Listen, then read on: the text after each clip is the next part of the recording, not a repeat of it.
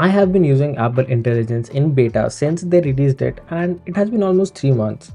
I have included it in my daily routine, and I must say that it has definitely made me more productive. But first things first, to set up Apple Intelligence in your device, make sure your OS is updated to iOS 18.1 and your language is set to English US because that is the only language that supports AI for now. Once that's done, turn on the Apple Intelligence toggle and waitlist if this is your first time. It's pretty fast. Once it is enabled, you will get a notification and you are ready to roll. I work as a product designer, and during the day, even a small notification is more than enough to distract me. So I use the reduce interruptions focus mode. Now, this is a new kind of focus mode that has been introduced with Apple Intelligence. It is nothing but Apple Intelligence working in the background. It analyzes and prioritizes notifications that you must see and show them to you, otherwise, all other notifications will be silenced. So it's better than do not disturb, but it's kind of a layer on top of do not disturb. You can set up bypass, of course, and this works for those notifications as well. So less distraction equals to more work done for me. So the one thing that I have been using the most in the beta and the 18.1 version, now that it's out, is Siri. So Siri is very advanced right now, and I love how you can talk to it, you can type to search in Siri now, which I appreciate a lot. And it understands context more than before. You can also perform a lot of tasks offline, and you can also interrupt it and change your statements, and it adapts very meaningfully. Now that feature was available in Gemini AI Live, as I showed you in the Pixel 9 Pro video, but I'm very glad that I am able to use Siri with all of that in my iPhone, because this is my main phone due to all the camera stuff. So let me show you what I mean by more contextual and you can interrupt conversation if you don't know it yet from Gemini AI, but let's see what I actually mean. Siri, can you set an alarm for 2:40? Oh wait, do not do that. Can you set a timer for 2 minutes?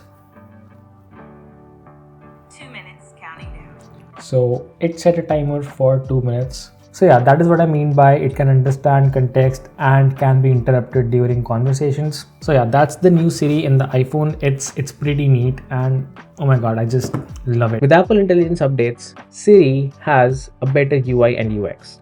When I am working, writing scripts, or focusing in general, I do not have to pick up my phone to do anything. Just saying Siri followed by any commands is mostly enough as long as internet is not required. Otherwise, unlocking the phone is required. Most math calculations, setting timers, alarms, and sending messages hands-free work just fine. The summarizing feature is pretty clutch as well. If you get multiple notifications from an app, Apple Intelligence tries to summarize all of them so that you don't have to expand the notifications and read them one by one. Saves a lot of time for sure. But not only that, if you are using the Mail app that comes built in with the iPhone, not recommending you use it because it's a nightmare when you talk about user experience and interface. But if you're using it for any reason, the summarizing feature makes its way into the Mail app.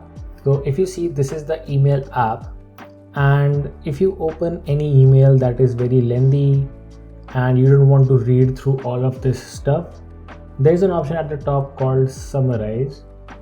You can click on summarize and it summarizes the whole email for you in a small paragraph at the top. So that is a pretty clutch feature. I think it can be used for various purposes if you get emails that are long usually. One last set of features that I use a lot and they save me quite a lot of time are the writing tools. All of these writing tool features are very nicely integrated within the Notes app. So as you can see, I have a script right here, and while I'm writing the script, it's very easy to proofread and to change a few things here and there. All you have to do is click this little button down here, that is this, and it pulls up all the writing tools that are available for you to edit this script. So if I have to proofread a paragraph, I'll just select the paragraph and click on proofread, and it does it pretty quickly. It highlights all the problems that there are in this paragraph, so there are none. Well, that's pretty nice. If I go like this and I go done and select proofread once again, it says that there are 2 suggested changes in this as of now. and it also highlights those two. The highlight has a gradient, that means that it is suggesting through AI. What you can do is you can go to this change and see what it wants you to change. So basically it says hyphenation, so you can use original or you can just revert to what it wants. Proofread is one of the features that the writing tools has, so you can rewrite this whole paragraph in another format, and then you can make it sound friendly, professional, or you can make it concise, like shorten it. And then there are a few of the features at the bottom that are, you can summarize, you can make some key points out of all of this, you can create a list and a table as well. Just to show you guys what it means by making it sound friendly, if I type something like that show was crazy, so this is a very informal kind of way of writing something. But if you select it all, go to writing tools and make it sound professional, it will change it up and say the television program exhibited remarkable eccentricity. Now that is crazy. So you can revert to the original text that you had, or you can rewrite it again so that it says something else, but it says the exact same thing because it's just one line, that's why. Otherwise it would say something else, so I'll revert to original, and then we can go in and say make it sound friendlier, and it will say the show was wild. So you see how much flexibility there is around all of this stuff. So these are not the only features that I use on a day-to-day basis. There is one more feature that I think deserves a separate call out, and that is the cleanup feature in the Photos app. So if you have a photo and you have some unwanted subjects in the background, like some people or some objects, all you have to do is go to the photos, edit, and click on the cleanup option, and Apple Intelligence will highlight all the things in the background that can be removed. All you have to do is circle them around when the picture has finished processing and the subjects are removed like they were never there. So that is kind of a pretty neat feature as well, and that sums up all the Apple Intelligence features in my productivity workflow. So those are practically all the Apple Intelligence features that I've been using in the beta version and now in the full release as well. And I will keep on adding more features to my daily routine to increase my productivity as they are released in 18.2 as well. And I will make a video about that when it comes out. But let me know if you guys want to know a little bit more about a specific feature or a set of features in Apple Intelligence, and I'll be happy to talk about it in one of my upcoming videos. But if not, then make sure to add all of these new features in your everyday routine and utilize Apple Intelligence to improve your workflow as much as possible. I mean, if you're spending that much amount for a phone just to get Apple Intelligence, then why not utilize all the features as well, right?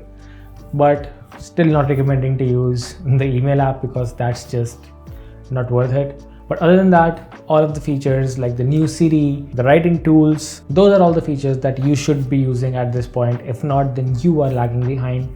So make sure you hit the subscribe button down below and hit the like button if you like the video. And I will see you next time with more amazing content. Till then, take care and goodbye.